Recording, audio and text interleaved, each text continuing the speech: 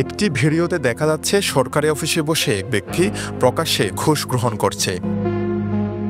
টাকাগুলো গুনে দেখে ঘুষের পরিমাণ কম হওয়ায় ভুক্তভোগীর মুখের দিকে ছুড়ে মারেন ওই কর্মচারী।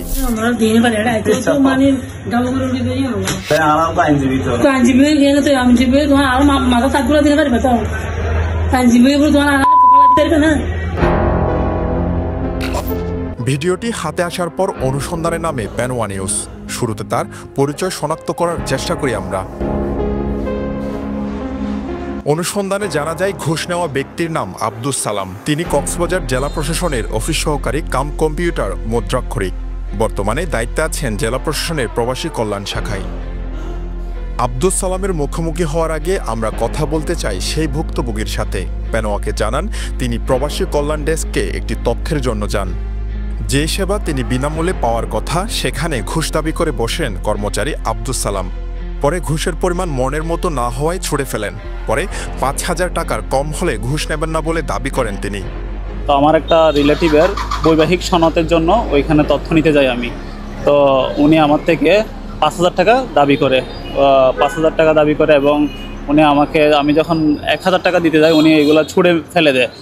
তো আমি আইনজীবী পরিচয় দেওয়ার পরে উনি আমাকে অকথ্য ভাষায় গালাগালি করে, তারপরে অঙ্গভঙ্গি করে, তো আমাকে খারাপ কথা বলে, হেনস্থা করে। ৫,০০০ টাকার নিচে উনি কাজ করে না, ৫,০০০ টাকা দিতেই হবে ওনাকে। ভুক্তভোগীর অভিযোগ আর গোপনে ধারণ করা ভিডিও নিয়ে হাজির হই আব্দুস সালামের কাছে।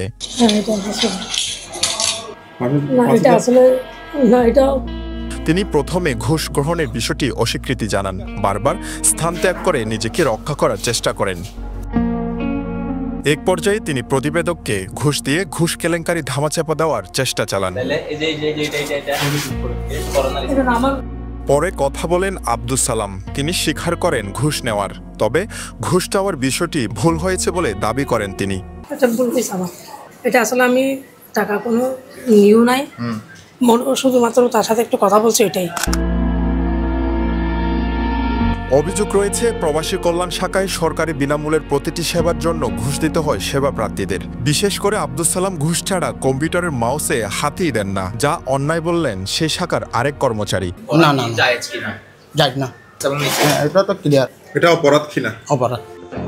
এদিকে ঘুষ লেনদেনের ভিডিওটি ইতিমধ্যে জেলা প্রশাসনের নজরে এসেছে বলে দাবি করেছেন প্রবাসী কল্যাণ শাখার নির্বাহী ম্যাজিস্ট্রেট।